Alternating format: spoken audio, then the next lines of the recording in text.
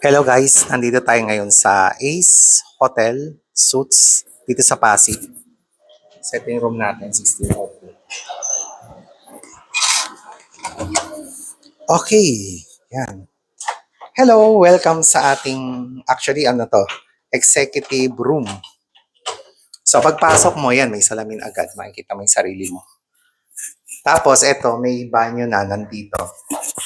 Ipasok tayo, ito yung banyo. Parang, ano siya, good purpose. Meron siyang apat na towel. Tapos ito yung mga vanity kit, toothbrush, pang 4 person siya. Tapos yan may shower, may mga shampoo. Yan na. So sakto lang. Yan. Sakto lang yung laki. Tapos meron pa tayong rep. Yan. May refrigerator. Mini rep. Ito po. Yan o.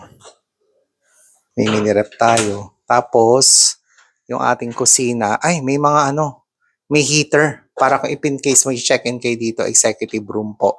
Dito sa Ace Water Spa yan, kompleto na. May plato, may mga baso. Ano ba yan? Okay. Plato.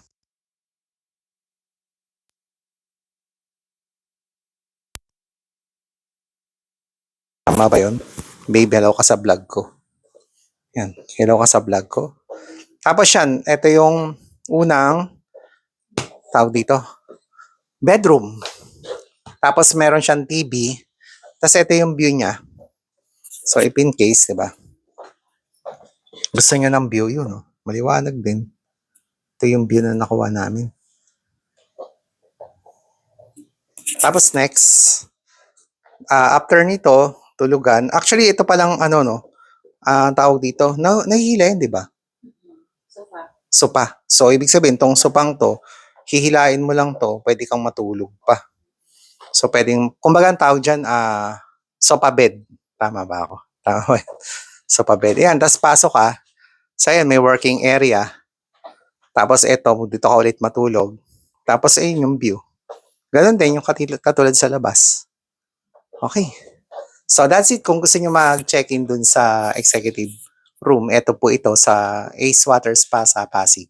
So, see you guys. Bye-bye. Ito pa pala. Ang lagayin to ng mga gamit, di ba? Ay, pero kung halimbawa may mga alastin pala kayo na gustong itabi, meron din show bolt. So, yun. Tapos yun, apat yung, tama ba yan? Apat ba yun? Oo, tama, apat. Gusto niyo ng, tapos flashlight, unan. O, di ba? Kompleto. So, yan. So, that's it, guys. So, see you. Bye-bye.